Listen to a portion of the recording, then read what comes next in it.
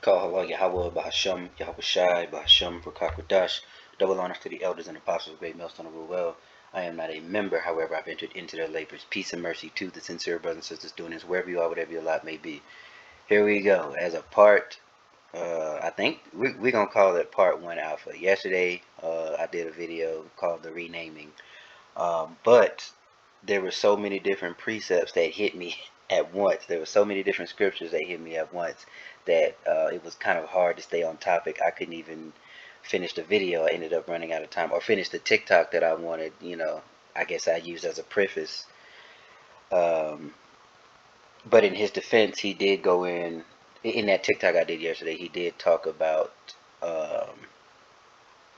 He did kind of fall in line with what the scriptures were saying. I only wanted to highlight the Palestinian JEW part because there are other folks that are unlearned that when they say so-called Jesus, they don't want to acknowledge him as a so-called black man. They will do anything. They will say anything. He's a Middle Eastern features, Palestinian feature, but they don't understand where the name Palestine ever came from, even came from. They don't understand that that was the Holy Land of Judea. Okay, there's a lot of history that's left out.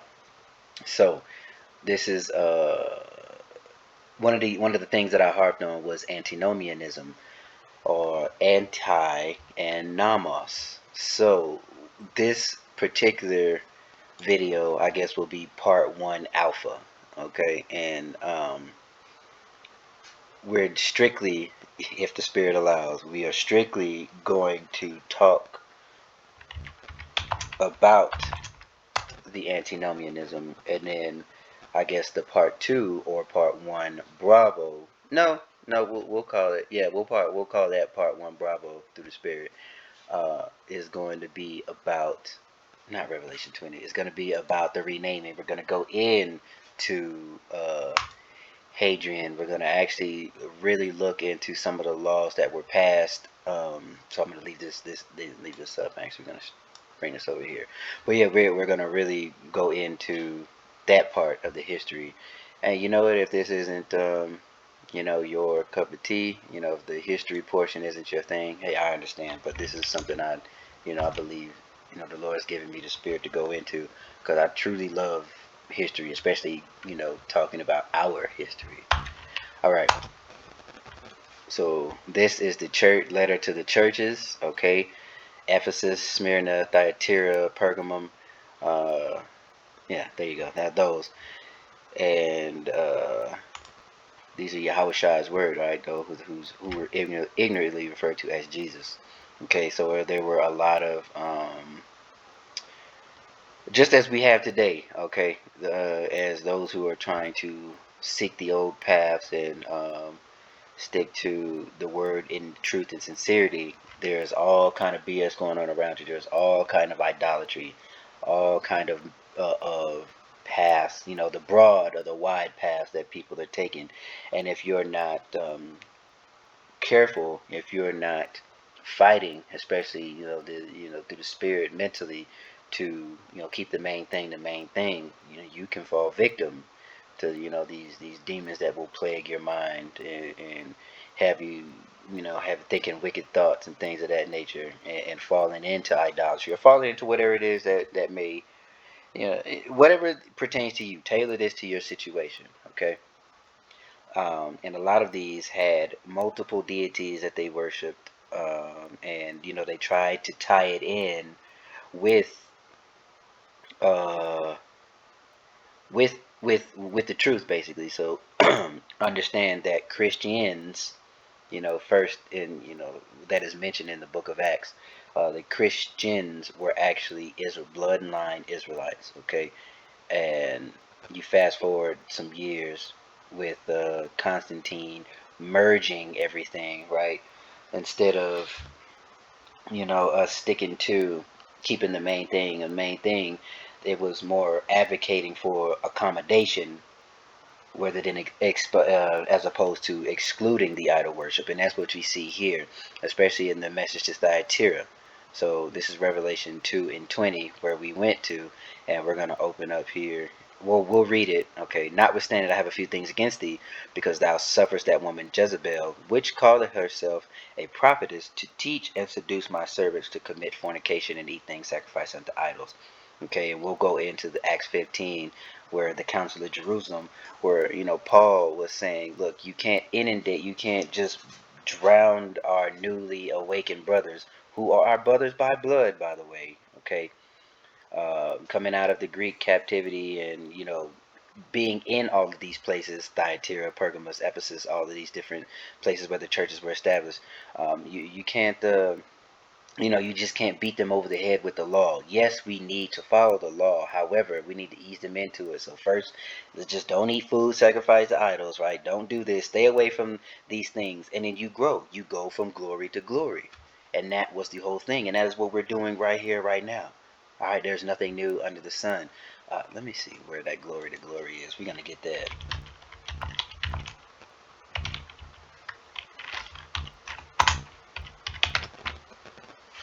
2 Corinthians 3 and 18. And this might be a little long. I don't think I'm gonna pull. If a scripture comes to mind, it's gonna come. We just gonna get it. So this one may be a little long. I apologize in advance. Normally, I'm pretty good about getting straight to the point. My videos are short, but I don't foresee this one being. And when I say long, I mean past 30 minutes. So we'll see. All right. So talking about glory to glory. All right, ministers of a new covenant. All right, such trust through my shot. Godward. It was 3 and 18, right? Oh, I do need that.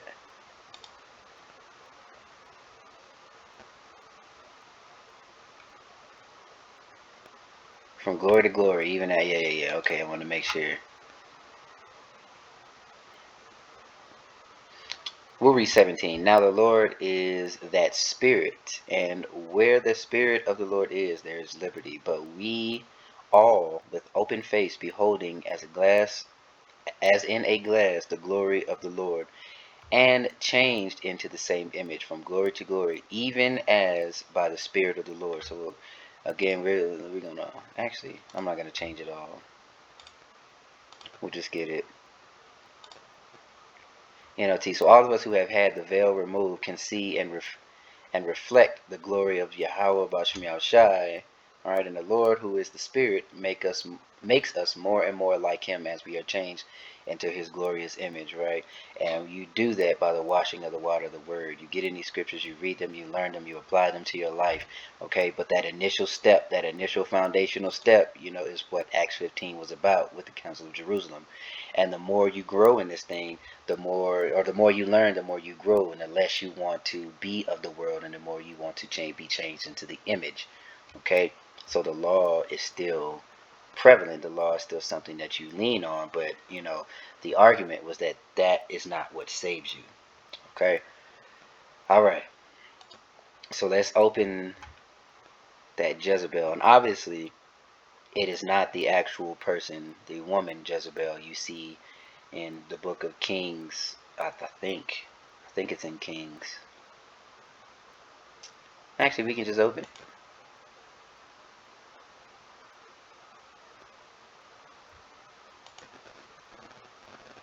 Okay, so it's not her. Okay, it's not the wife of Ahab. This was, years and years, hundreds of years later. Okay, so we're going to look at this second definition.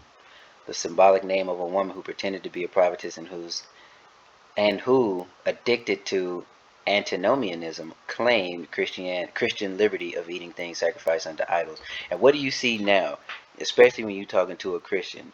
Their main thing is they can eat what they want, they can sleep with who they want, right? They love that swan. They don't want to put the pork down. They don't want to put the stuff down. And of course, it's bigger than just not eating pork. It's the it what it is a representation of a spirit of rebellion. And that's the thing that we're attacking here, okay? Which Jezebel was in rebellion. Alright, so that's where we get Antinomianism. So I went ahead and just did that Antinomianism in Revelation, the second chapter, right? the concept of antinomianism, or the idea that Christians are free from moral law and associated with the Nicolaitans. Okay, so when you go back to it, the Lord speaks on that. It talks about, unlike those Nicolaitans, because they were, was it to Smyrna? No, I think it's a little bit of a message to Ephesus. Where are you at?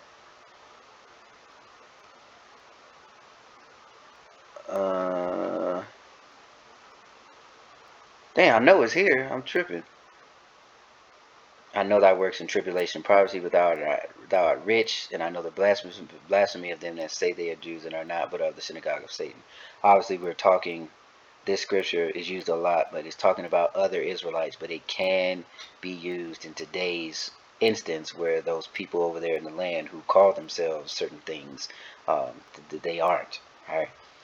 Fear none of those things which thou shalt suffer. Behold, the devil shall cast some of you into prison. Man, where? I know it's here where it talks about the Nicolaitans, the deeds of the Nicolaitans. Bear with me a second, we gonna find it.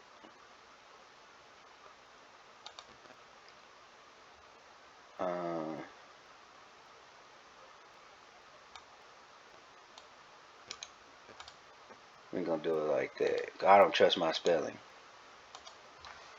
And 2 and 6, and in 15. Okay, so, alright. I did, I glossed right over it. So we'll read up a little bit to 3, Revelation 2 and 3. And has borne and has patience for my name's sake, has labored and has not fainted. Nevertheless, I have somewhat against thee. Alright, so you can see it's some encouragement, and then it's like, here's where you need to improve. Okay, and to each church. Remember therefore, somewhat against thee, because thou hast left thy first love. Remember therefore from whence thou art fallen, and repent and do the first works, or else I will come unto thee quickly and remove thy candlestick out of this place, except thou repent. Right, that candlestick, your understanding, right, that light. But this thou hast, that thou hatest the deeds of the Nicolaitans, which I also hate. And we can look into see what were those deeds, right? Let's look into the we'll do cross-reference and we'll get commentary. Alright, Jehu, son of Hanai. Shouldest thou help the ungodly and love them that hate the Lord? Therefore is wrath upon thee from before the Lord. Okay, so we kind of get the, being on the side of the ungodly. And we may not...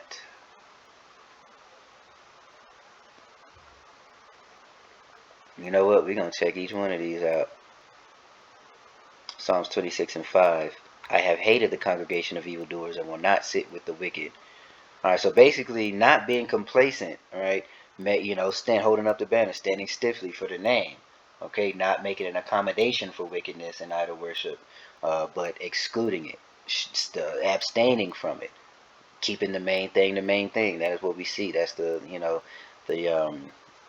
a brief summary of what's going on here. Alright, I will set Psalms 101 and 3, I will set no wicked thing before my eyes. I hate the works of them that turn aside. It shall not cleave to me. Alright. Do I not hate them that, O Lord, that hate thee? Am I not grieved with those that rise up against thee? Okay. So you see, you're getting the gist here. Not acclimating to what's going on around you. And remember, these different cities here, Smyrna, Pergamos, Ephesus, they had their deities. They had multiple patron gods of the cities that they worshiped, or idols, gods with little g's, that were going on. And the issues were mainly, kind of trying to fit in. How can we merge the truth with these idol worships? And that's the things that our early forefathers were fighting against. Those who were sincere. All right. Second John. Whoever transgresseth and abideth not in the doctrine of Hamashiach hath not God. He that abideth in the doctrine of Hamashiach, he hath both the Father and the Son. All right, verse 10 in the same one. If there come any unto you and bring not this doctrine, receive him not into your house, neither bid him Godspeed, right? So keeping the main thing the main thing. Keeping the truth pure, not mixing. Okay, so let's Antinomianism. Alright. So let's see, let's get our little AI overview here and see what else we can glean. Okay. And it talked about the doctrines of Balaam, so we'll type that in as well. Or we'll probably just open up Grok and see what Grok got to say. Alright. So here's the... Okay, yeah, so here we go. We'll read the little overviews here. Chapter 2 and 3 address the churches of Asia Minor, not Middle East, highlighting both their strengths and weaknesses. Alright, Church of Pergamos is rebuked for tolerating those who hold the doctrine of Balaam. Okay, and you can find that. We'll see. We'll go to Numbers 31. Okay, talking about the doctrine of Balaam.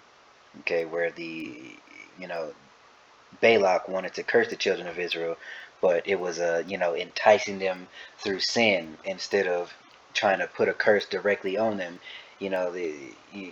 We got in bed with their women and started worshiping their gods, right? You had to gradually ease Jake. He knew you had to ease Jake into sinning. All right, and we'll get that too. We're gonna uncover all this with a fine tooth comb, right? You got to set stumbling blocks basically.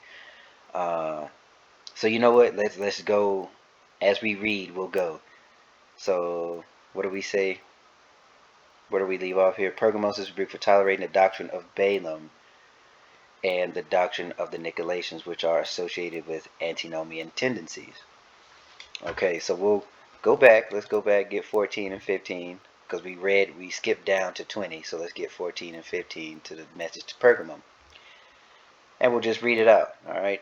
And to the angel of the church of Pergamos, write, these things saith he which hath the sharp sword with two edges.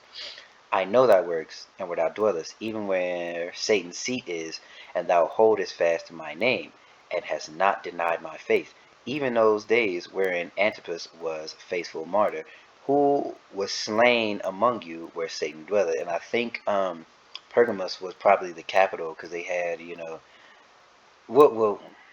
let's get numbers. We're going to keep it in order. We're going to get numbers, and then we're going to look into what Pergamum had going on. But I'm going to try to stay on track here.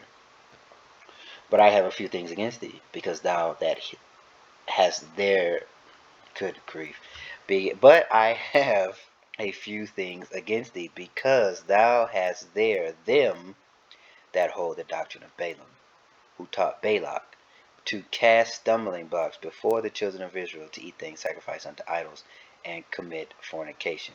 Alright, again, nothing new under the sun. Alright, they knew how to do it then, and they're doing it now. Alright, you can see that clear as day. So let's see our cross references. I'm pretty sure it's Numbers 31.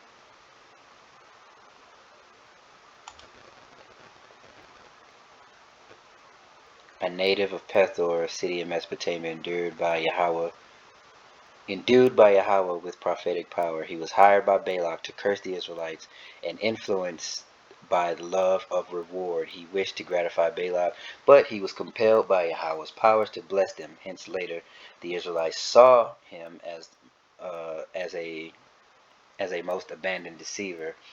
Okay, so Numbers 31. Let me just make sure we got him. Let's get our cross references.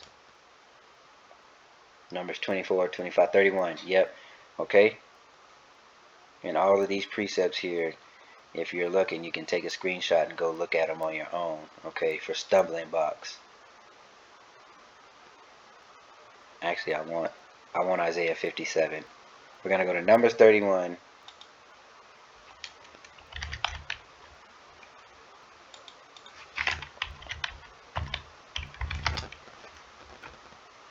Okay, slaughter of Midian. We're gonna scroll down a little bit to 16, 31 and 16. Behold, these caused the children of Israel through the counsel of Balaam to commit trespass against Yahweh in the matter of Peor. And there was a plague among the congregation of the Lord. All right, now therefore kill every male among the little ones, and kill every woman that hath known man by lying with him. All right, so you see, straight to the point right here. You can read through this chapter on your own, but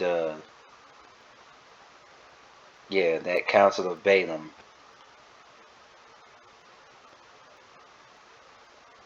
What else here?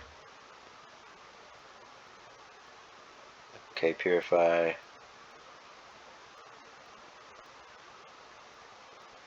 Alright, only the gold and the brass and the silver. I'm just making sure I'm not missing anything here. Bear with me. Okay, so now you scroll down here. You got the cleansing. Everything, fire and water are the cleansers. Everything that may abide the fire, she shall make it go through the fire, and it shall be clean. Nevertheless, it shall be purified with the water of separation. And all that abideth not the fire, ye shall make go through the water. Okay? So you see it there. What else did I say? I think I do want, since I mentioned stumbling block here, I do want Isaiah 57 and 14.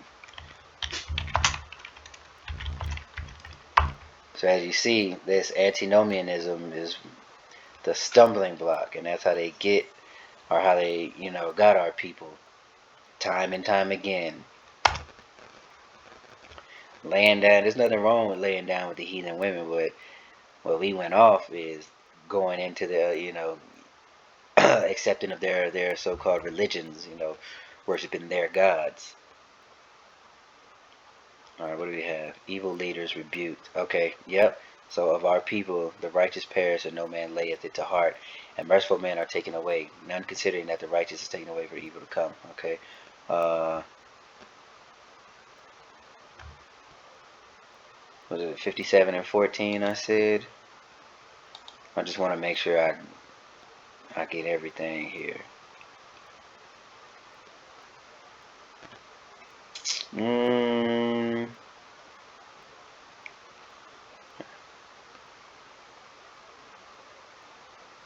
You know what? Let's read 13 and 14, or 12 through 14.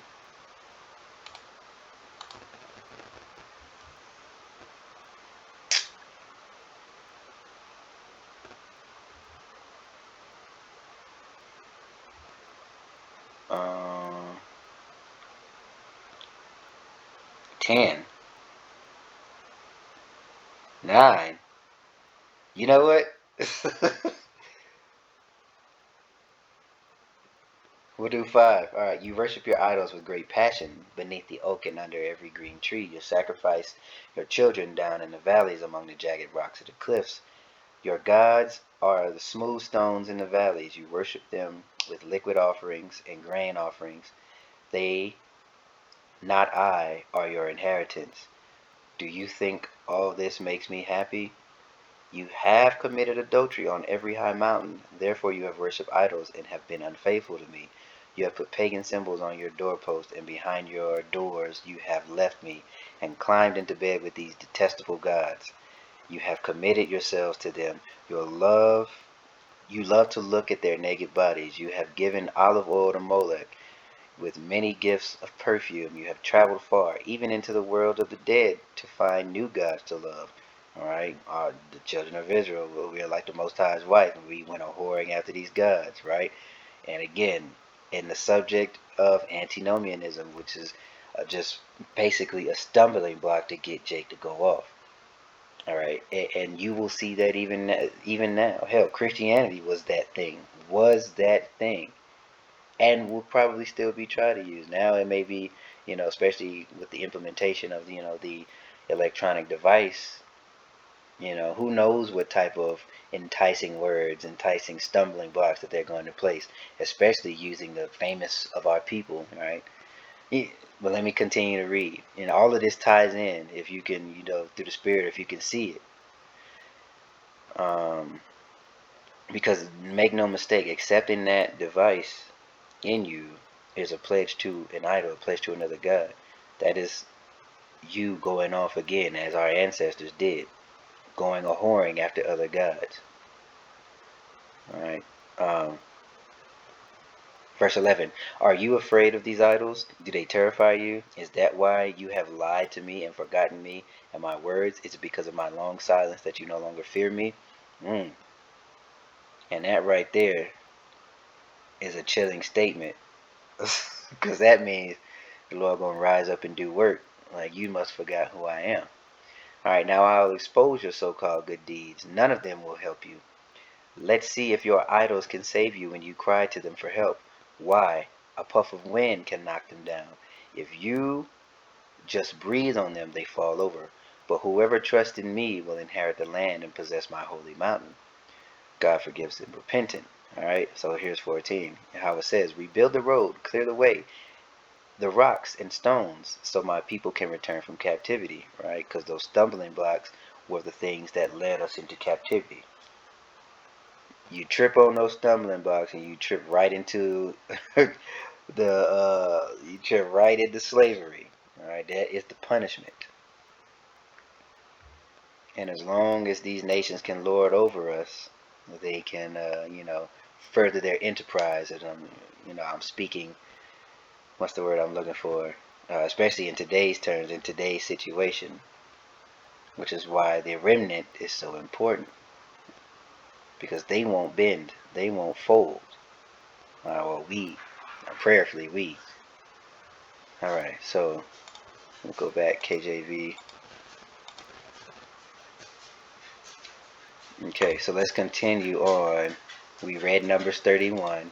Now here's the third point here. The Nicolaitans are traditionally interpreted as Gnostic sect that advocated a return to sub-Christian morality, suggesting a rejection of traditional moral boundaries, right? And basically all this is a perversion of the truth. All right, and Christians modern day today love to use Paul's writings as a perversion of the truth. All right, and basically it's just a vehicle to push these antinomian or an antinomian type doctrine. Alright, the text implies that the doctrine of Balaam, which involves leading the Israelites astray through idolatry and immorality, is similar to the teaching of the Nicolaitans, which you see it is. You gotta slowly move, you gotta ease Jake in, and next thing you know, they done fully went Queen of Heaven worship. Okay. And we got the definition of antinomianism already. So,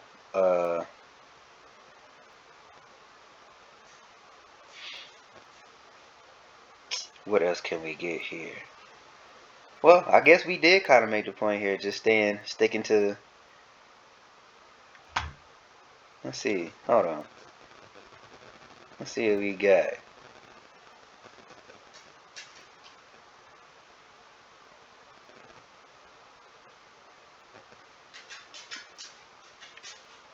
Huh.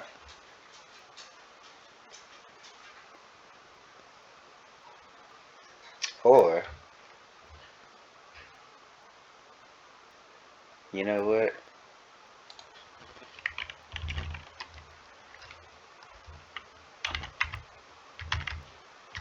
Let's use this here.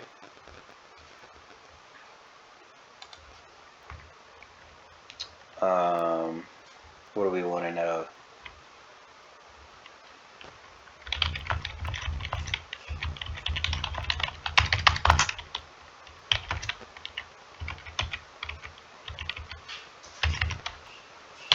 Revelation 2 and 14.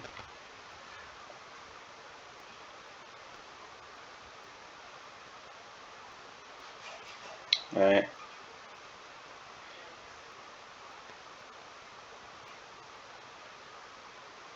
Teaching of Balaam criticized some members of the Pergamum church who were compromising their faith by participating in idolatrous practices and immoral behavior. Likely influenced by the surrounding pagan culture, it's not a formal doctrine but a reference of the pattern of behavior that leads believers astray from pure devotion to Yahweh. Just like everything we said. Okay, the message warns against Syncretism.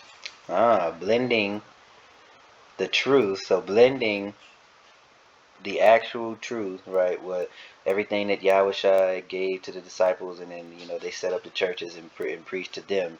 They wanted to blend it with the pagan practices, and that has metastasized into what you see today, which is what Christianity is. All right, so if you're out of that, call Allah Yahweh Bashim Shai. He brought you out of that, and then you pray you never go back. It reflects a broader theme in Revelation, maintaining fidelity to Hamashiach, right, amidst cultural pressures.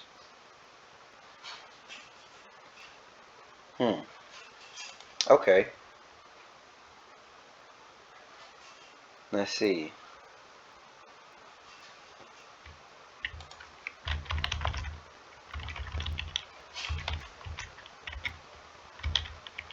Deities in these cities.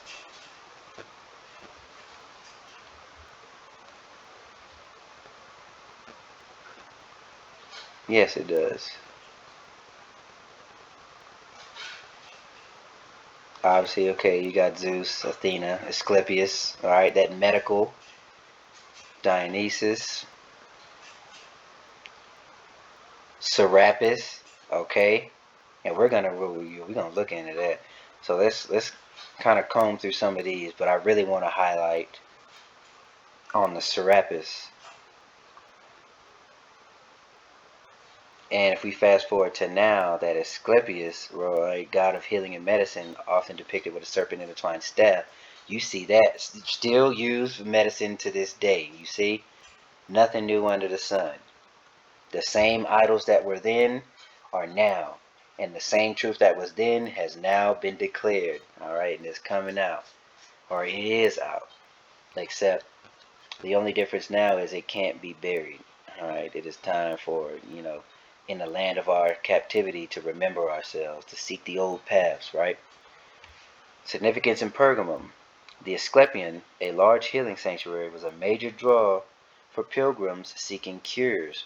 Built 4th century BCE and expanded under Roman rule, it included temples, baths, and theater. Asclepius was a central figure in Pergamum, identity as a medical center, and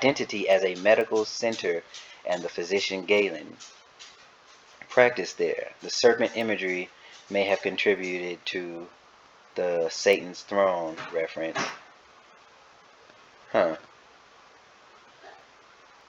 Satan's throne reference and Revelation, maybe. But then again, we understand the serpent being, yeah, likely references in Genesis 3.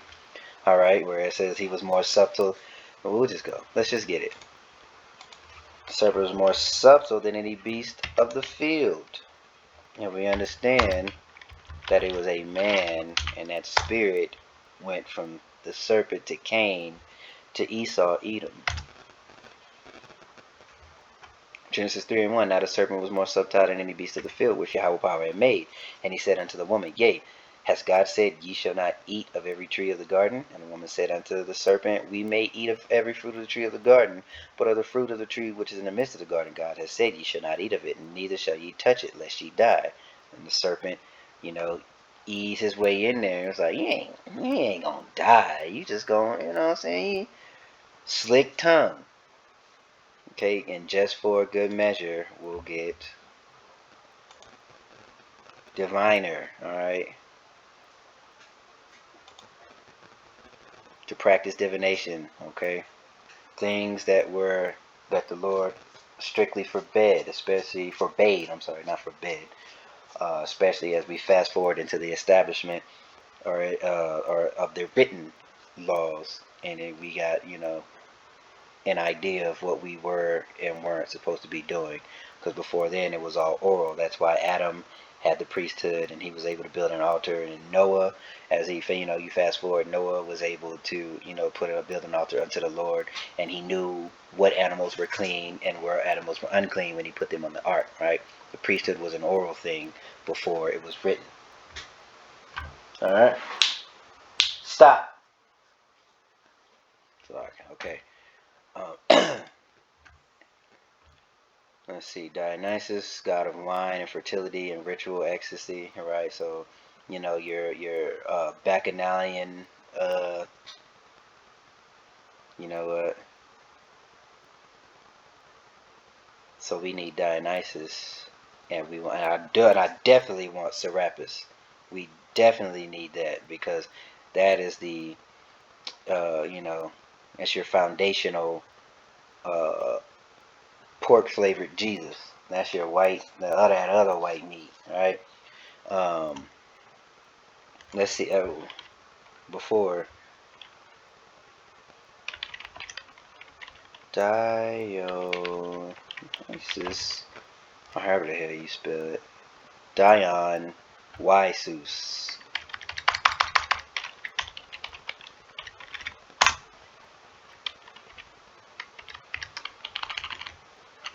How about this?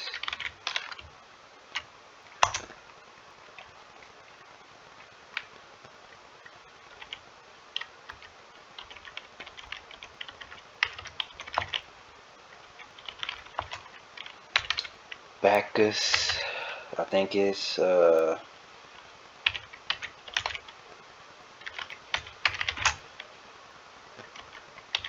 I don't know how to, but Bacchus is another god as well. Bacchus.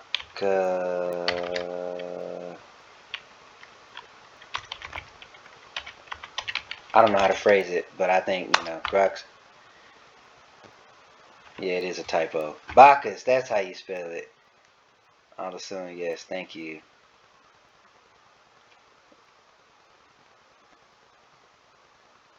All right, let's dive in. Dionysus and Bacchus, same deity, different cultures. Okay.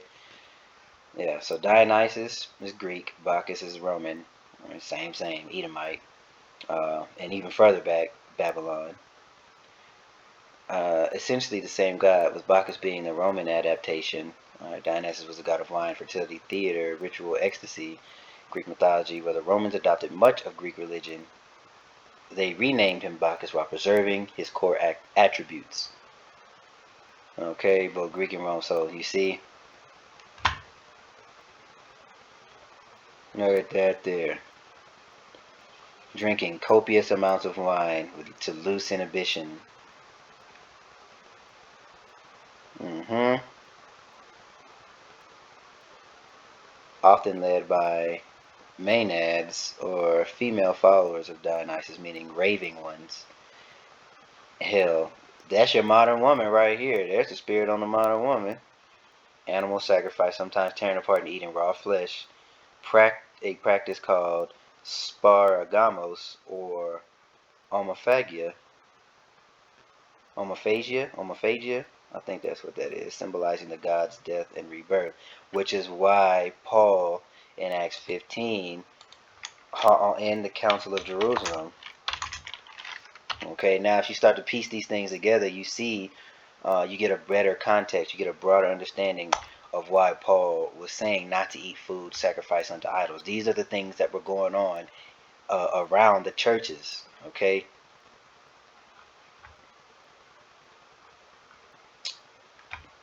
we're gonna put it in the NLT. Come on, man. There we go. All right, Council of Jerusalem. All right, from Judea arrived and began to teach the believers, unless you are circumcised and require the law of Moses, you cannot be saved. Right. So that's the point. Like they were trying to, you know, uh, argue the fact that the law is valid, but the law is not what saves. Okay. Paul and Barnabas disagreed, arguing vehemently. Finally, the church decided to send Paul and Barnabas to Jerusalem, accompanied by some local believers, to talk to the apostles and the elders about this question. All right, started Phoenicia. I just want to get to. Okay, brothers, Okay, confirm and accept the Gentiles by giving them the Holy Spirit, just as he did to us. He made no distinction between us, for he cleansed their hearts through faith. So why are you now challenging God by burdening the Gentile believers, all right, with the yoke that neither we nor our ancestors were able to bear? And that simply means that their salvation was not based on the law. Not that they shouldn't keep it, okay? Otherwise, this is what some of the things that Christians use as a vehicle of antinomianism, right? We believe that we are all saved the same way, undeserved grace of the Lord Hamashiach Yahushai. And that grace is, the term give yourself some grace because you're trying. Don't be so hard on yourself, right? You're still supposed to try. You're still supposed to try to meet a standard. And where you fall short, that's where the grace, that's where that sacrifice of Yahushai comes in, which is one of the many, many reasons why our Lord and Savior was so important. Okay, when they had finished, James stood and brother said, listen to me. Peter has told you about the time God first visited the Gentiles to take from the people himself. Okay, as just as the prophets were predicted. Okay, afterwards I will return and restore the fallen house of David. I will rebuild its ruins and restore it. And we understand it going off. It ain't about the humanity. I think, where is it at? For these laws of Moses being preached in the Israelite synagogues. Okay, the letter to the Gentile believers. All right, and when you go to the Gentiles, we understand that those were just Israelites by blood who did not know who they were. They were scattered through, via the Greek captivity, which you can find in the Apocrypha, and coming back into the fold, that wild olive branch. Okay, agree. We understand some of you may have trouble and upset you by our teaching. We did not send them. Okay. Here, 15 and 29, this is the point I was trying to get to. You must abstain from eating foods offered to idols, from consuming blood or the meat of strangled animals, from the sexual immorality, and from sexual immorality. If you do this, you will do well. Okay, so there's your foundation. Just stay away from that shit over there, basically. Okay, and there's your foundation. And then from there, you go from glory to glory, changing yourself into the image of a Mashiach Yahushai. Being complete, being made whole. Okay? Look at that. Purpose. Ritual celebrated Dionysus as a god of liberation, breaking social norms, transcending human limits through ecstasy. Alright, similar, heavy drinking, dancing, sexual license. And a lot of these things are in modern day Christian churches. I see all of this growing up in the church. And they thought, I was too young to understand what was going on. I knew exactly what them nasty motherfuckers was doing. Some of them, especially in that little middle section in the choir, with the brokerist boys in the choir. Anyway, historical evidence, okay, and also, oh look, and it connected. Also, we can do Saturnalia as well. It's worth noting that Dionysus Bacchus worship could relate to the teaching of Balaam critique. Yeah, okay. So yeah, basically everything that I just said.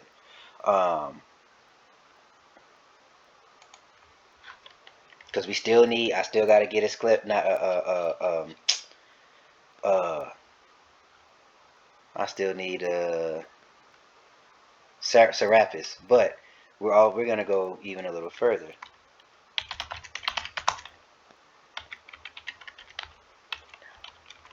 How to Saturnalia, I think that's how it's Saturn. It helps to actually spell things correctly. Saturnalia.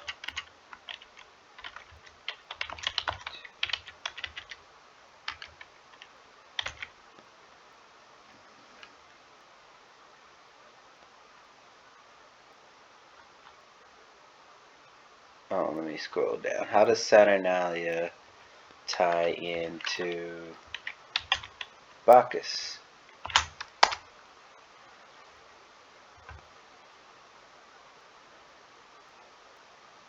It involves overlapping themes of revelry, liberation, and excess in Roman religion. Damn it. While Saturnalia and Bacchus are distinct in their origin, they share some common ground, especially in how they were celebrated. What was the Saturnalia? Now we won't go in. You can read that on your own. It's the same. All right, going into Christmas. Okay, I just wanted to see how it tied in a little bit. But you can always take these subjects, type it in and go do your own study, do a deep dive into all of this, and you'll see that we are in Rome again. We are in Babylon. We are in Rome. We are in Egypt 2.0. All of these things can be tied into everything that you see today, everything that you see pushed via the media, via entertainment, movies. You see it. Okay.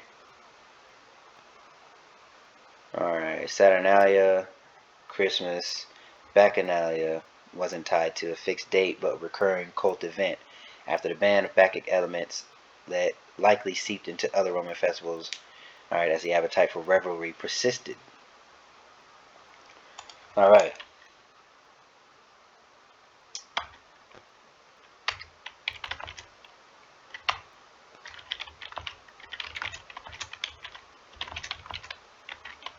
Serapis.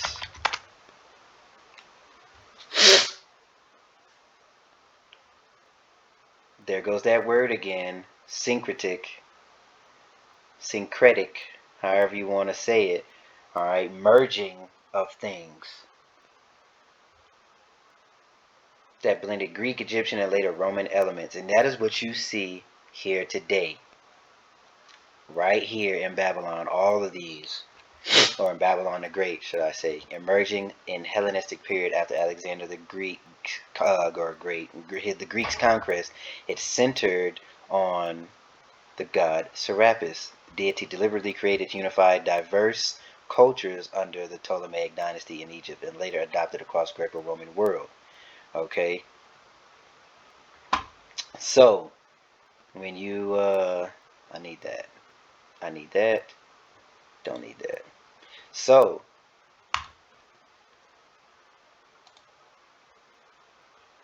as we delve in to the apocryphal side, all right, one in First Maccabees 1:1, and it happened after the Alexander son of Philip the Macedonian, Edomite, who came out of the land of Chetan, has smitten Darius the king of the Persians and the Medes. Okay, so Daniel 7 highlights or gives you the overview of the four major nations. Okay, or I'm sorry, the four major captivities following the Israelites, and this is the fourth, blending in the Greeks and the Romans. He reigned in his stead first over Greece and made many wars and won many strongholds and slew the kings of the earth and went throughout the ends of the earth and took spoils from many nations, insomuch that the earth required before him. Alright, he gathered a mighty strong host and ruled over countries and the nations and kings who became tributaries unto him. He fell sick, proceeded to die. Alright, he parted his kingdom with his four generals. That's how you get the different Seleucid and the Ptolemaic Empire and of that nature. So Alexander reigned 12 years and then died. But the point here is verse 9. And after his death, okay, because they forwarded, everything that he did. They were of the same stock. After his death, they all put crowns upon themselves. So did their sons after them many years, and evils were multiplied in the earth. All right, forwarding that vibration of everything that we read here through these different idols, through these different cults, and especially when it came to perverting the truth with that syncretic style of merging this perverseness with the truth. You see how these things start to come together, especially fast forwarding to now, while you can look into history and see what you see now, looking at things from sort of a 10,000 foot lens. Let's see, time and place. Greek ruler, alright, creation of Serapis. Ptolemy, seeking to bridge Greek and Egyptian subjects, engineered Serapis as a composite god. His name likely derives from a fusion of Osiris, okay, and Apis, the Apis bull, okay, of Memphis, associated with fertility and death. Right, god of the underworld, like Osiris, healing, fertility, and abundance. solar and cosmic power. These are different things. Right? He took on Zeus-like traits. Okay, fertility and abundance, leaks to Apis and later Greco-Roman grain cults. Typically shown as a bearded man with Greek features wearing a modus or a grain basket. Modius, symbolizing prosperity. Okay, I wonder if that's what ties into the prosperity gospel in today's Christian church or whatever. Syncretism. Serapis merged Osiris' Egyptian mysticism with Hades' Greek underworld and Zeus' kingly authority, making him palatable to both Greek and Egyptian. And you see that syncretism and that being palatable ties in to our original point where we started almost an hour ago about antinomianism when it comes to perverting the truth. Right, the Serapeum of Alexandria is a massive complex with a library, offshoots the famous Library of Alexandria. Huh? Looks like other Hellenistic cults, Dionysus or Isis, okay, that queen of heaven worship that our people went into and are still in, or 2/3 of our people are at least. Secret rites promising salvation and afterlife rewards. Alright, initiates underwent purification and oaths. Healing devotees slept in Serapia, a practice called incubation, and received dream visions from Serapia's cures or prophecies similar to Asclepius cults. Huh. To Greeks, he was familiar Zeus-Hades hybrid, reimage Osiris Apis. Made him a symbol of Hellenistic unity. And when you go into that wild olive branch of our people being merged, all right, you had the Hellenista, those Greek-speaking Jews, so-called Jews, those Greek-speaking Israelites, who were all into this, all right, and they had to come out of her, my people, right? They had to, once they woke up to who they were, they understood these things were not of their culture. This is not who they were. This is not what they were supposed to be doing. They had a responsibility once they woke up to who they were, as we did. The same thing as we came out of this foolishness, all right, in the world, so did our ancestors in that time. Now, tying to Revelation, Serapis and Pergamum. You see, Pergamum's lower city, built during the Hellenistic or Roman period, reflects the city's religious diversity. Eating food sacrificed to idols, right? Boom. Tempting Israelites to partake. The cult thrived until 4th century AD when Christianity became Rome's dominant religion. The Serapeum of Alexandria was destroyed by a Christian mob under Bishop Theophilus, marking a symbolic end to pagan cults. At least that's what they think. Serapis influenced early Christian art, and his bearded image echoes depictions of the other white meat and left traces in Greco-Roman culture. But as we see some today like that, this merged, especially when you go into Constantine merging these different things so to make everybody happy. If we're gonna get one more thing here, because I'm going on getting close to an hour. We're gonna do one more.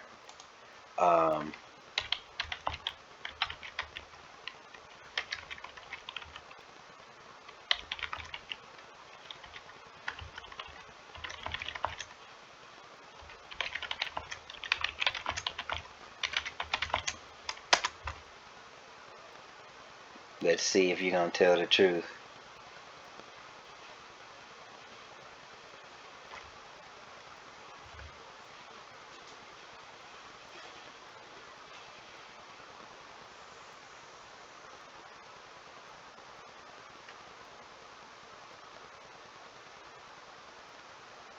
Okay, that's enough. Yeah, the modern Jesus thinks Renaissance paintings or today's popular depiction traces back to Byzantine model beard, long hair.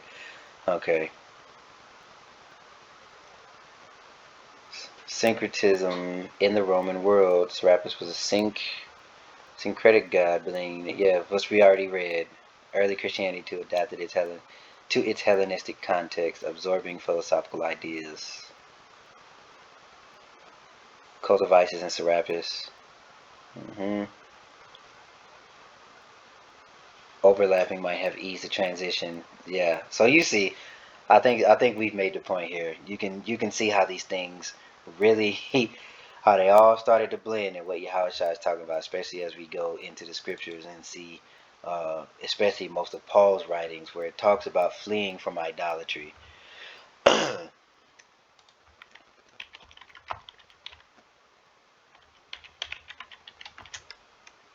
Actually, why don't we just,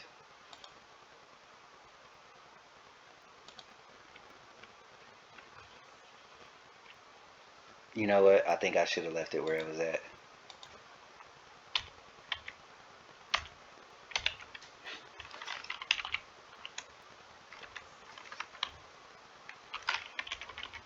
And most of it, I think we'll see right there, for my beloved, free for myself. First Corinthians and Colossians, Colossians. All right, what is earthly in you? Sexual immorality, impurity, passion, evil desires, covetousness, which is idolatry. These things that you read, especially in the New Testament, they kind of make a lot more sense now as to why Paul was saying what he was saying. You just have to really get an understanding, dive in to the understanding of what was going on in that time, around in that vicinity, in that time. All right, so you can see all of these scriptures that tell you that all these different writings to the churches, all right, to the Israelites who are the Hellenista, the Greek-speaking Jews. Let me make sure I'm saying that right. So you can do Hellenist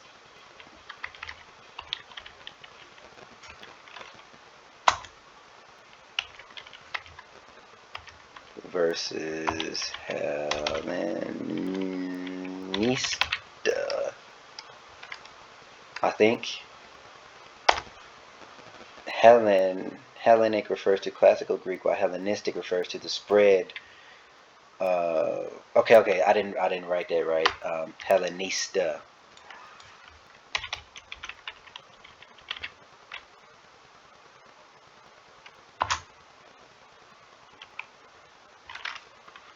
Okay, Hellenistic. I want it. There we go. That's what I was looking for. In the Bible, Hellenists were Israelites who spoke Greek and were influenced by Greek culture. Okay, and we went and we saw that that was spread by via Alexander the Great as he came above and got control of the known world. And you read through the Apocrypha, and that is how those Greek-speaking Israelites became Greeks in culture, in name, because they didn't know they were separated from their people, separated from the land, and generations to generations, their children, were taught by their parents, um, the ways of the Greeks, so they thought that they were Greeks. Hence the term, or hence the scripture that other Christians like to bring up, where they talk about neither Greek nor Jew. Okay, so I think that we've thoroughly made the point here on antinomianism, on stumbling blocks, on how these different religions and these idols tied into being stumbling blocks. That is a part of a legacy of our people. All right.